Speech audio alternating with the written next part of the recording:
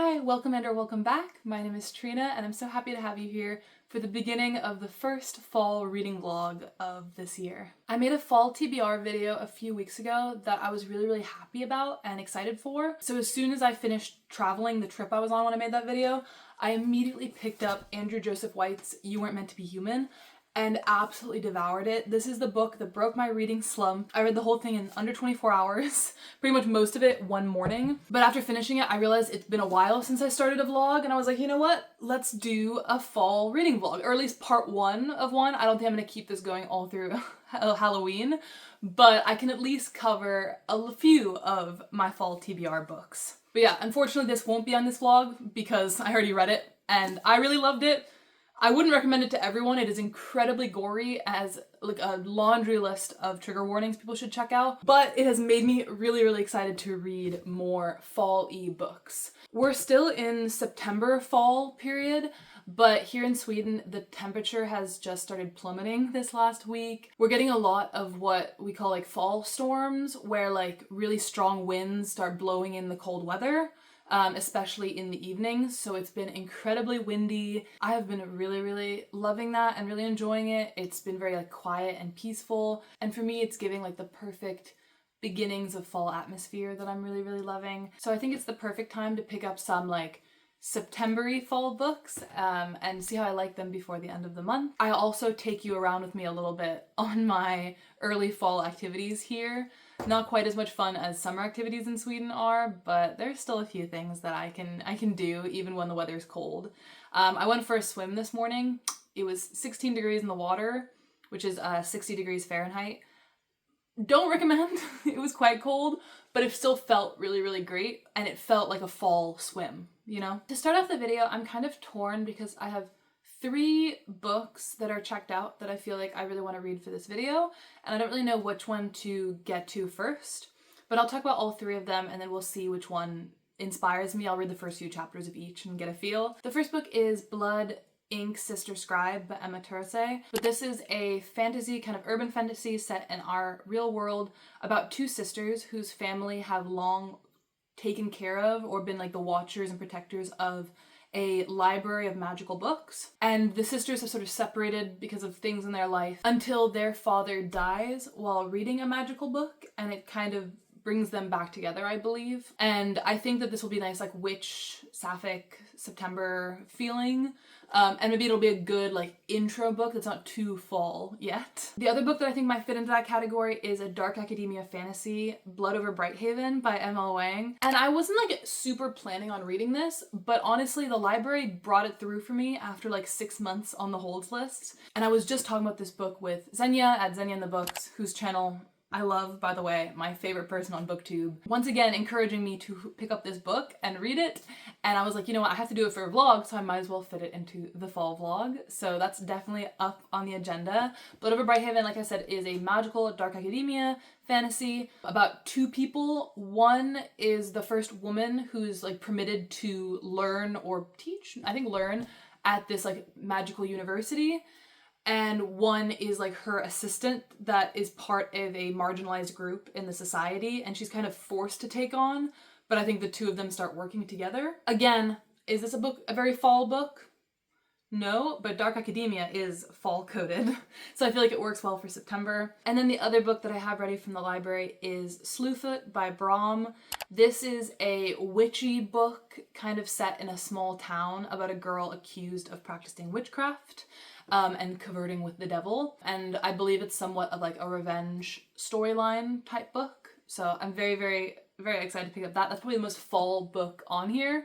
I also have some others we may get to, we may not. We'll see, but I think 3 is a solid number to start with. But yeah, thank you so much for joining me. We're gonna cozy up and get started on some new books.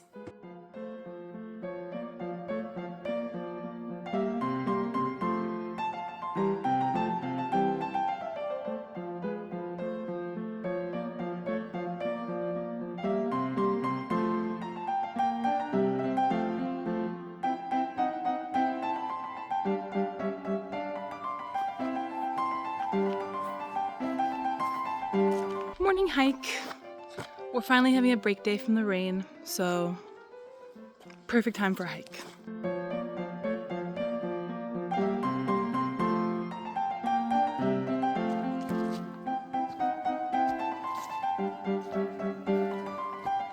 all the rain, it's so mushroom season right now. They're just gorgeous. These are actually the only mushrooms I know of that are wild and edible, or at least that taste good. These little orange ones are cantareller, but I actually don't like the taste of them. So I'm not gonna bother to pick them or anything, but they're cute still, little orange mushrooms.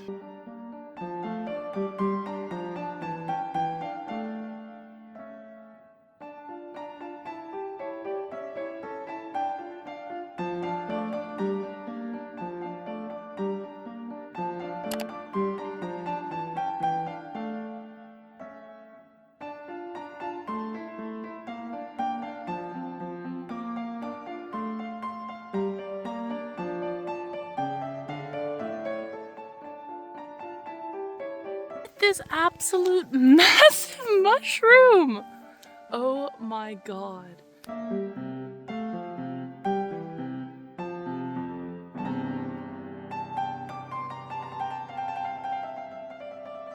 Also, I haven't mentioned this since my summer vlog, but this is the result for my tomato plant. When I left for 2 weeks, a lot of them got messed up because of like dehydration because I couldn't water them for 2 weeks and it didn't rain as much as I thought it was going to.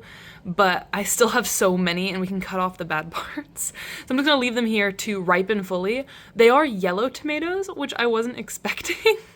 I thought they were red tomatoes and they're yellow tomatoes because my great aunt didn't tell me what plants she gave me, but nevertheless, we are going to be eating tomatoes for a while because there are still more on the plant.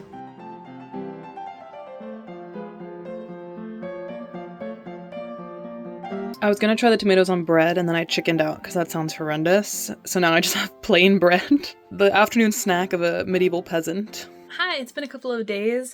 I'm at the 46% mark though for blood ink. Oh, I already forgot the order. Ink, blood, sister, scribe. I'm at like the 46% mark, so I think I'm gonna try to make it to an even 50%, and then I'll give a little bit of an update.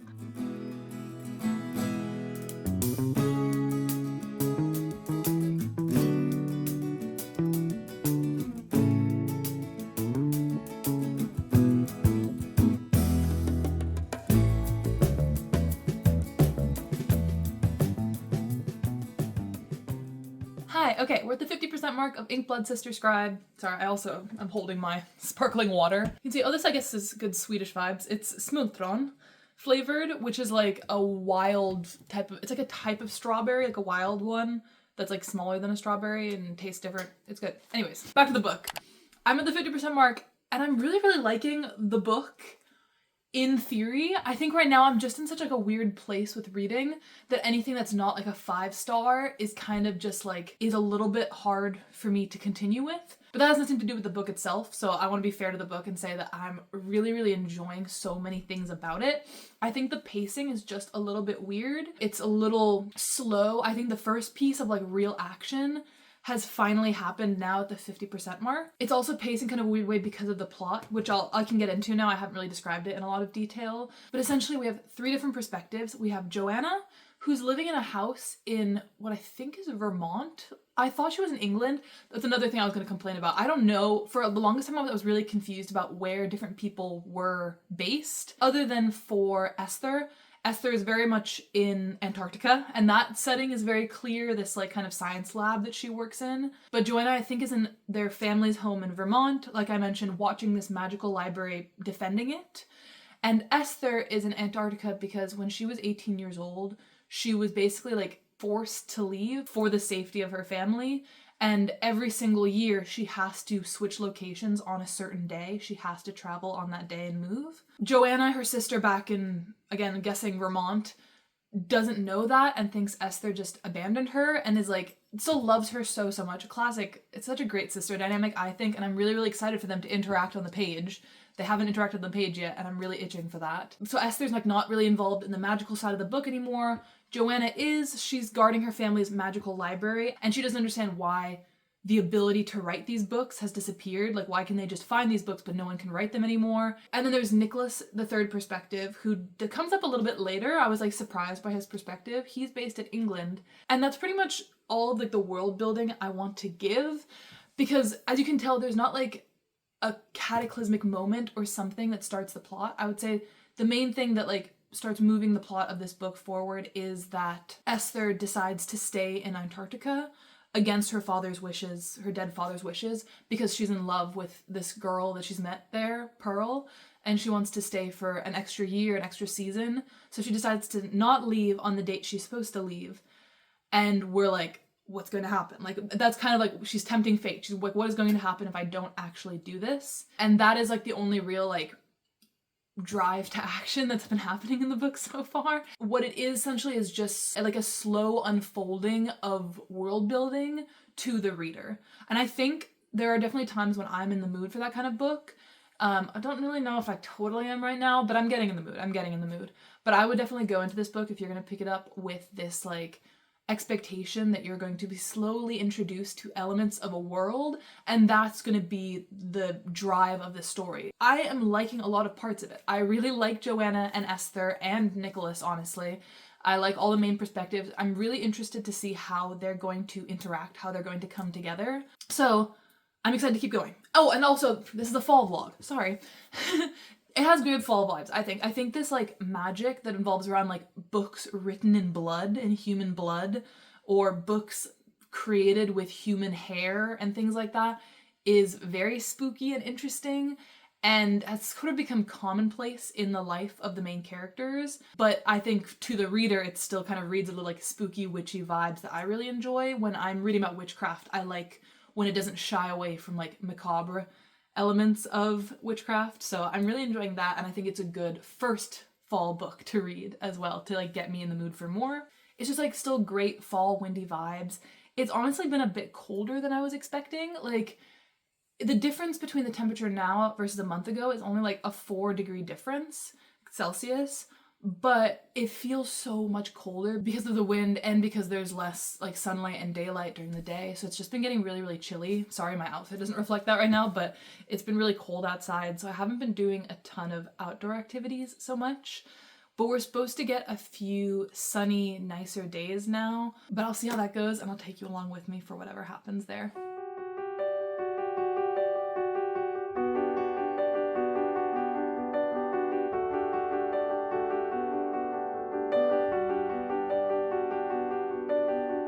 Sorry, we're in the dark because I can't put this down. Big things are happening as we move into part 2, like pretty much just after I gave my last update. Plot is really interesting, if not super thrilling or fast-paced. I know a lot of people prefer more fast-paced books, but if you set your expectations for what it is, it's really, really good, and I'm enjoying it a lot. If we're being honest, it's probably too cold for this. It was like 10 degrees Celsius when I left, and my feet in the water are just like absolutely freezing. I have a towel, but I can't wear socks, but it's still gorgeous.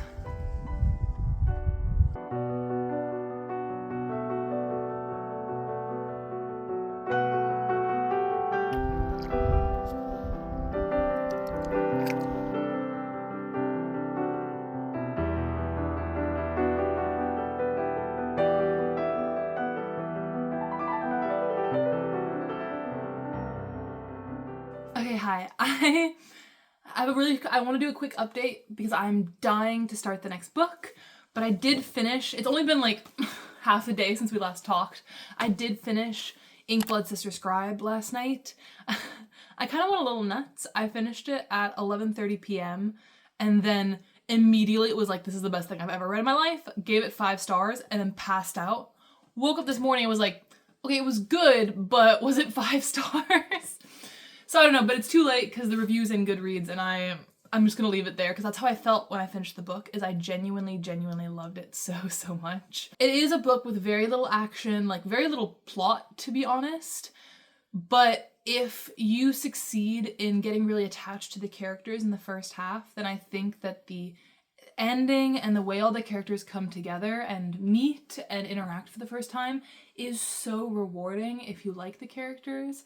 So that's what it felt like for me, is I felt like warm, and I felt all the great found family vibes, and I think that's what made me so excited to give it 5 stars, is because I really like found family, but it's been a while since I read a book that genuinely feels like a found family and not just like someone playing into that trope. Sorry, I will stop myself before I get into a long rant about it, but I really loved it when I finished. I also feel like the book is fun in the way that a puzzle is fun, if you know what I mean. Like, it doesn't feel like maybe the way that a normal book could be fun, but the beginning is like, you're very concentrated, you're really enjoying like setting up the framework for, okay, how am I going to understand how this story works out?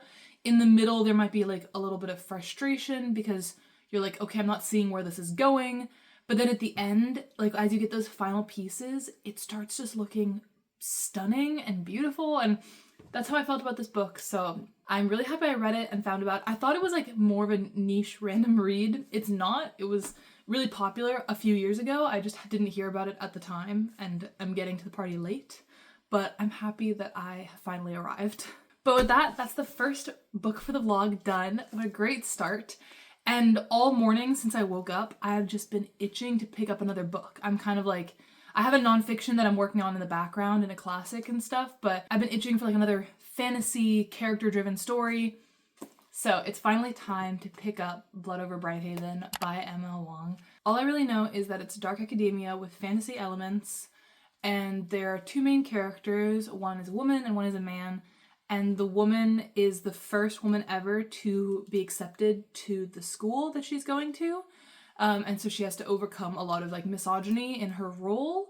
And she's kind of like saddled with this assistant, the other main character, who I believe is a member of the indigenous peoples of this land. So is also oppressed in a different way than she is. And the book is about kind of the balance of that, I believe. Is the gist I've gotten from the many book reviews I've seen about this book. I'm in the perfect mood for it, so we're gonna sit down right now and get started.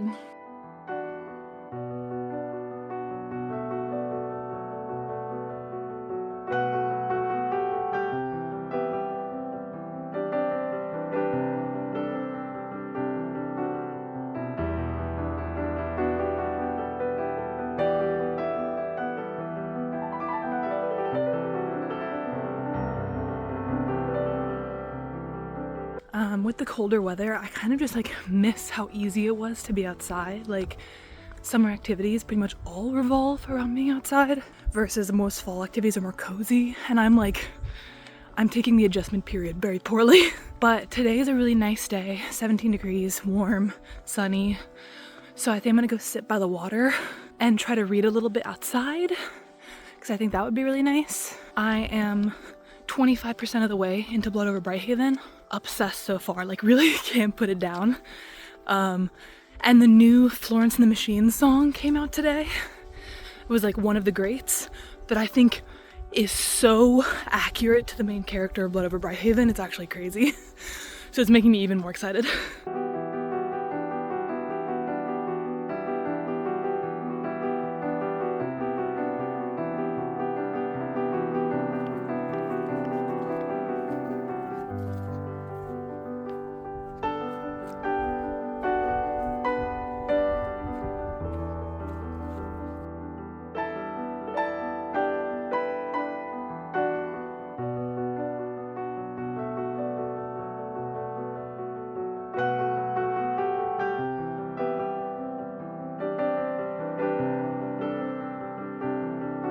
It's so lovely out here and so much hotter than I thought. I almost could have brought a swimsuit, but actually I should test how cold the water is.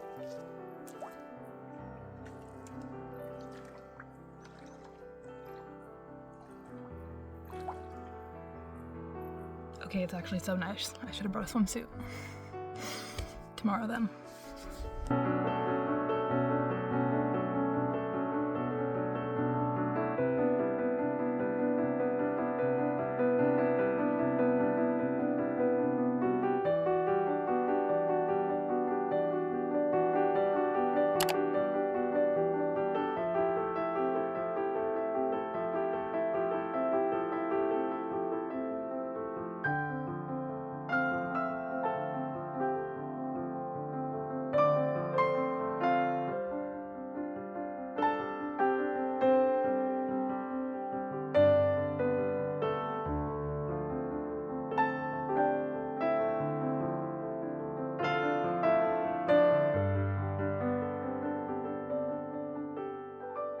Good morning. It is a beautiful day and I have some stuff planned that I'm excited for, but I did want to give an update on Blood Over Brighthaven first because we are about 50% of the way through. I think we're 46%, but I thought it was a good place to stop and give a little bit of an update. Blood Over Brighthaven, loving it so far. Really loving the world building, the magic system, which we'll get into, loving the characters and their nuances and their relationships. Especially one of the main characters, where I think I'm just on the point where he's finally getting another perspective chapter, which he hasn't the entire first half of the book. So I'm very excited to see where that's going. Right now it's sitting like at a solid 4 stars, and I think the ending is gonna make or break it, because I think that's how I normally feel about standalone fantasy, is that like I can tell I'm gonna enjoy it, but I'm not gonna tell if it's really gonna like stick with me until we get to that ending. So we'll have to see. Blood Over Brighthaven. Have I given like very much description at all? I can't remember how much, so I guess you're gonna get some more. Blood Over Brighthaven basically starts off with one chapter from one of our main characters, and then we don't hear from him for the rest of the first half of the book. That character is Tamil. Tamil is part of, how do I describe it? He's part of the indigenous people of this world. We're living in like a fantasy world that's meant to be like a city surrounded by like lands, like wastelands is what they call it. Obviously part of the book is discovering like the truth of the history of this world, but as we're introduced to it in the beginning, Tamil is from one of the tribes that live in the outer lands, and we're learning that there's a lot of conditions that make their lives basically unlivable out there. They are starving, their food sources and their people are dying to something called blight, and they don't know why. And at the beginning of the book, Tamil escapes that land with his tribe. They're trying to get into the city that is like the only place that is safe from blight. But in order to do so, they have to run across this stretch that surrounds the city on all sides where the blight is so much stronger. So in that process, he loses everyone. He loses his whole family. That is my alarm for my tea. Give me 1 second. Okay, we're back. Sorry, I have my tea now. But where was I? Yeah, so that was the first chapter. And then we're introduced to our other main character who we follow for the majority of the book, Skyana. Skyana is a woman who lives inside the city. She is part of like the peoples of the city, so she's not one of the indigenous people, one of the Quen, but she is a woman, and this city that we're introduced to is incredibly misogynistic. We learn off the bat. Women are pretty much just expected to be like submissive servants of their husbands, but Skyana really wants to be a mage and is one of the most talented mages in this world. So despite the fact that she's a woman, she passes this exam, and with the sponsor of one of the other high mages, gets into this like elite group of people. They're very misogynistic towards her, and in a turn of events, she ends up working in a lab where Tamil is the janitor, and to have like a laugh at her, like to make fun of her, the other people working there assign that janitor, Tamil, or the other main character, as her assistant. So that is where the story starts off, and I think it's just such a great entry point to understanding immediately the social dynamics of the world. The way the magic system works is immediately kind of like info dumped, but not really, shown to us in the first chapter when Skyana is taking this magical exam and we learn how the magic works. It's so based on coding in this really interesting way, which I just think is so smart, because it's something in a magic system, like, right, it's not something innate to a person. Like when we imagine coding, someone's not born able to code. People can be better at it or worse at it, but you have to like, you can study towards that. But there is still like a gap to entry, but the only really gap to entry for coding or like magic in this world is like influence and knowledge and the ability to study and the ability to enter into these spaces to study magic. And I feel like it's such a good way to use magic to talk about social issues rather than having a main character who just like is born with the best skills on earth.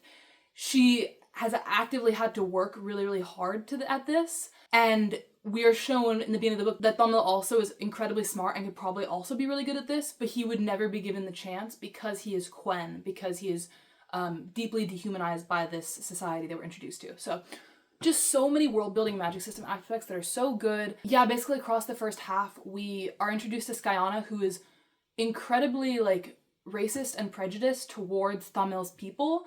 And while she learns to like him, she learns to like him as an exception rather than understanding her own prejudices and breaking them down, while also simultaneously dealing with all this prejudice towards her It's just like, it's really complex. It really accurately reflects our real world, and I'm really interested to see where the story goes. That's probably gonna be the majority of what I talk about. That was a really long rant about this book, but I really loved it. So I'm so excited to continue with that. I'm probably gonna cozy up these next couple days, but I do have some things that I want to do because the weather's really great outside and I want to go enjoy that. I think I'm gonna go for a kayak trip, another one today. I'm really gonna miss summer activities, so one last kayak trip I think will be solid. I also have a flight in a couple of days, and I was hoping to finish this vlog before then, but I don't know if I'll be able to. We'll have to see. It depends on how fast I read Blood Over Brighthaven. I will come back to you when I finish the book and when I have more life updates to share.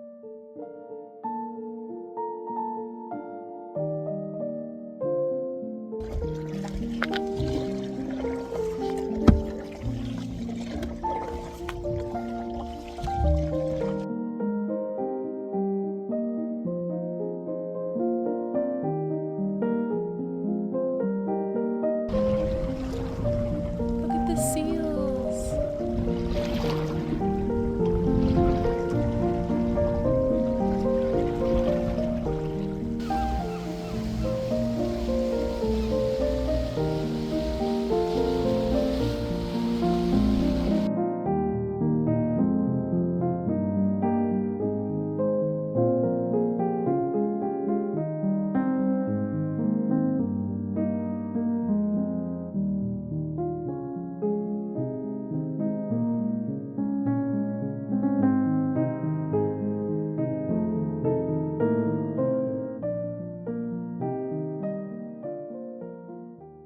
Okay, I have finished Blood Over Brighthaven. So many thoughts and feelings. I need to talk through my feelings because I finished it 5 minutes ago. And I need to talk through my feelings before I can fully decide on a rating. The second half of this book, just as good as the first half. Way more anxiety inducing, I think. I really struggled to like get myself to pick it up because I was so stressed about like where it was gonna go, where ML Wang was gonna take it. I should have been worried. I loved the way it ended. I loved the way that the final moments came together, the choices that she made with how it should end as both like a satisfying resolution, but not like an idyllic or like magically perfect resolution. Okay, camera fixed. But yeah, ending, fantastic. Really, really enjoyed that. The character resolutions I thought were really, really good. I liked Skyana's arc. No spoilers involved in this, just that she changed a lot, but she didn't change so much that it was unbelievable. Like, she still really had more growing to do. I think at the end of the day, the interesting thing with this book is that it is Skyana's story, primarily. Like, Tomil is one of like the main characters of the story, but the story kind of begins and ends with Skyana's actions controlling the narrative, which really hammers in how like she exists in like the center of the story, not just because like everything revolves around her, but because she like is this middle point between being part of the powerful ruling class but also being kept apart from real power because she's a woman. So I think it makes sense that it is her story primarily, but I feel like it's really important also that the story starts, ends, and has like a middle point in Tomil's perspective. But I just think that balancing was so interesting, and I think there's so much to get into that I've already talked a little bit about in terms of like the way the magic system and the world building reflects our own world. I think if we go back to the rating system, I think the only things that are really like holding it back from like being 100% a 5-star is just I didn't necessarily feel that like giddiness that I sometimes get from books where I'm just like, oh my god, I can't put this down, this is amazing. Kind of how I felt earlier this week with Inkblood Sister Scribe, where like the last 50% of that book had me absolutely hooked. Like I could not put it down. I wouldn't say the same thing about Blood Over Brighthaven. I was like, okay, I have to pick this up. I have to keep going. I have to keep reading this. But at the same time, I think that Blood Over Brighthaven does a lot of things a lot better than Inkblood Sister Scribe did. So if I'm like putting this on like a 5-star scale with that, it's probably also a 5-star. Or are both of these two books that I've read so far in this video actually 4.5s? Rating systems are too hard. They're all obviously objective to me. This is not actually like a stressful thing. They're just too hard for me to decide because the way that I rank books, I feel like changes month to month. But with that, 2 books down. This vlog is taking a little bit longer than I thought. So I actually have a trip planned tomorrow. I have a flight to the US for some like personal and work stuff that I have to take care of, only for like a few days. But I am going to be on the East Coast, and East Coast fall, I think, is the most beautiful fall weather in the entire world. So I think it would be right to bring a fall vlog along for that adventure as well. So I'm really excited to get to show you some of Washington, D.C. in the fall this week. It should be really nice. And in the meantime, on my flight tomorrow, I'm deciding between picking up Slewfoot or Lucy Undying. Writing style-wise, I think Slewfoot might be the more interesting one, so I think I'm going to start with Slewfoot, if that's possible, for my flight tomorrow. We'll see if it's good as a plain book. Not all books are good to travel with, but we'll test it out. I'm really intrigued by Slewfoot. I think it'll be perfect vibes also going to the US where all the Halloween decorations will be up and everything. It'll be so good. So with that, I'm gonna get started with Slewfoot. Probably not tonight, I have packing to do, but tomorrow on the plane, and I'll take you along with me and you'll get to experience the joys of international travel.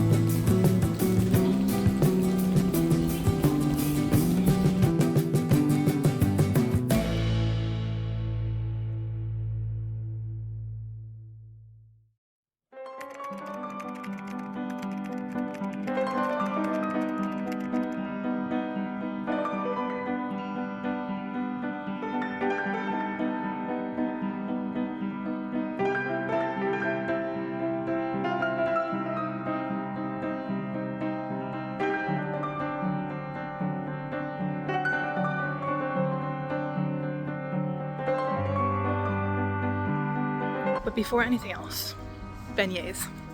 Beignets from a place I love in Alexandria.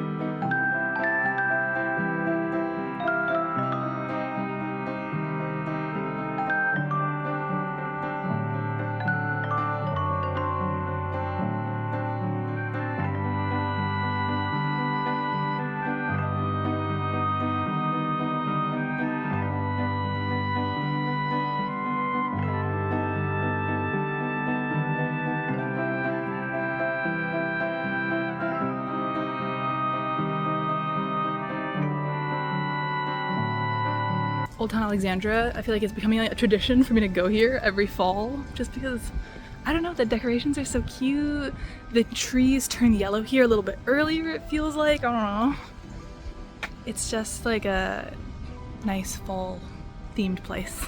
I had my beignets in Old Town Alexandria and I read a little bit of Slewfoot and I'm still enjoying it, and I feel like I'm enjoying it more being on the East Coast and reading it than I did when I was trying to read it on the plane. So it's definitely a little bit different than I thought it was going to be, but we'll get into that later.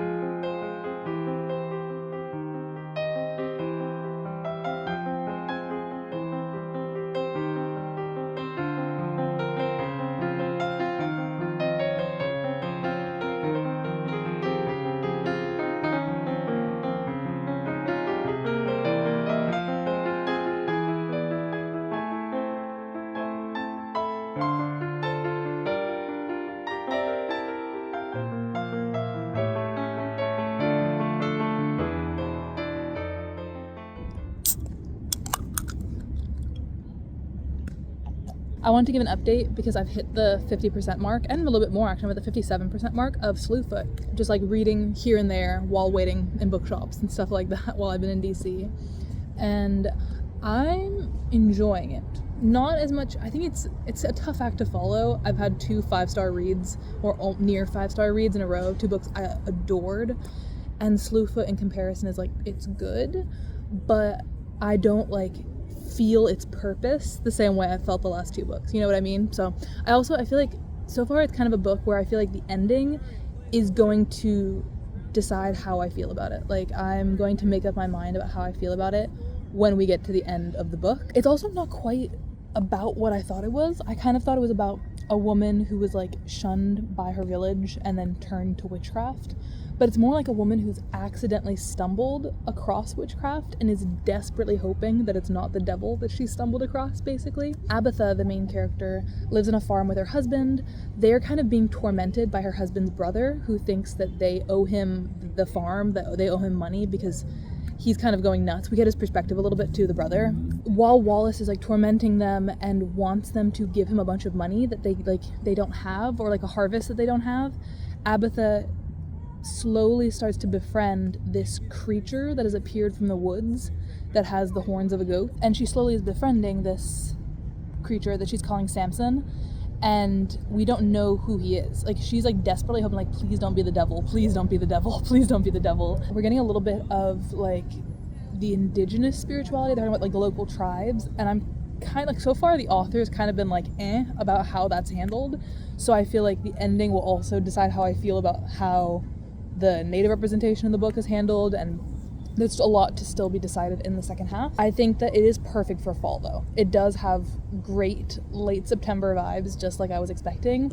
I've just read so many witch books this summer that like I have standards when it comes to witch books. So I'm like, I'm not quite sure if it meets my standards yet, and we'll have to see. But yeah, overall, I would say still a positive update. This has been such a great vlog. I love fall reading vlogs because I feel like I love books in the fall. Like, that's when I read some of my favorite books. Last year around fall is when I read some of my favorite books, and it feels like it's gonna be the same this year. It's been so great.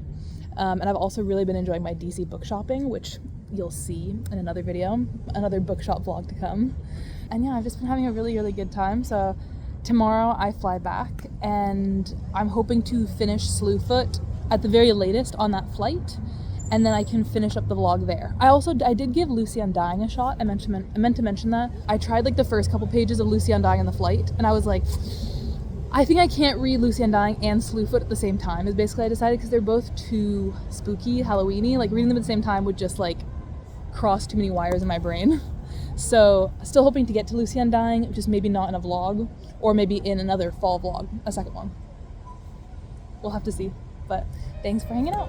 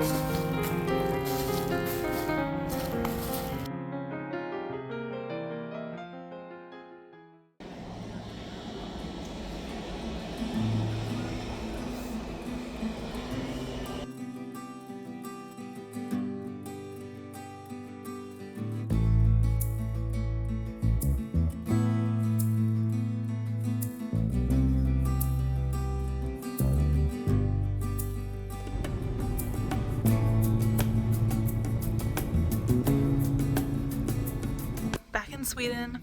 I really thought I would finish Slewfoot by now. My bad. But we're gonna finish it up today, and then we'll be able to finish up the vlog. They took up the swimming bridge, so no more swimming. Look at how high the water level is right now. This is crazy.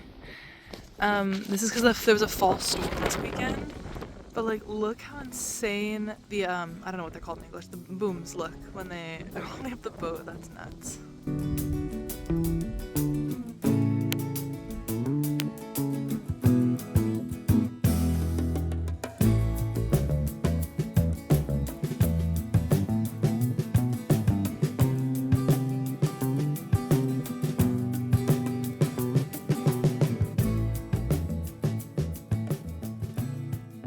Okay, I just finished Slewfoot, which was interesting. We'll get to in a second. But with that, I think that that's gonna be the last fall book I read. It is such a cozy rainy day today, so I am probably gonna read some more after filming this.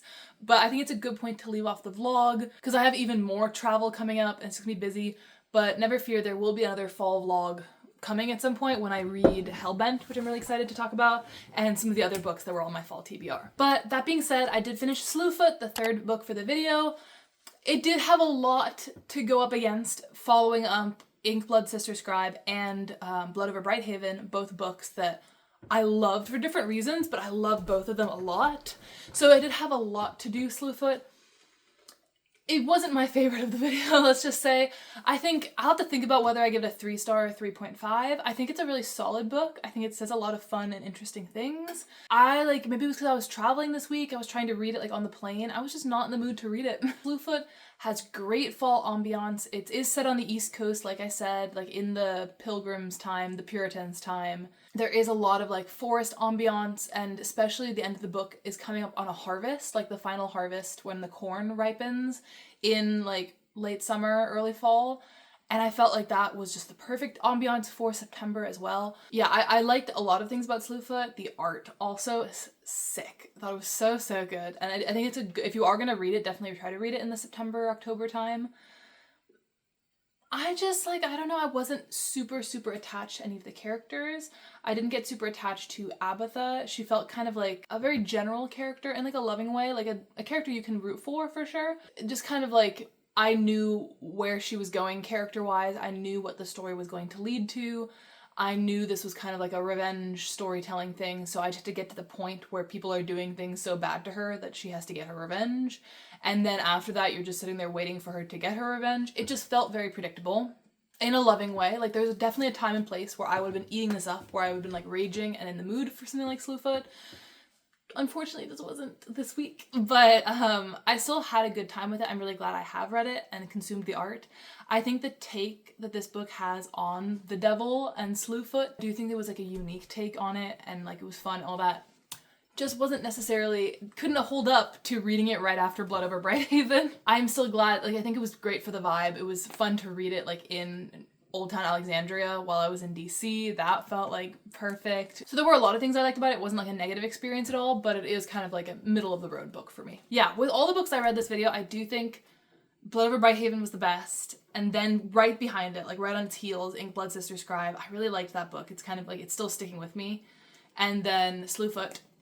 And I do think all of them were great books to read in the fall time. I felt they all matched my feelings around this late September time of year. Now we're already in early October, how the time flies. But with that, I'm really, really happy to end the video on this note. I hope you enjoyed the travel snippets from DC. I hope you enjoyed the fall atmosphere. And I hope you're also enjoying the fall ambiance wherever you are in the world, or if it's early spring in other hemispheres. Just going from the US where it was 80 degrees outside and sunny back to Sweden here where it's 10 degrees and storming all weekend. I can already feel how different the season is in different places, but I hope you're enjoying it nonetheless. Let me know if you have any fall books lined up, any that I can steal for my own TBR, or if you've read any or you're excited to read any, definitely let me know in the comments below. And with that, I will happily let you go, and I'll see you in my next video pretty soon. Bye!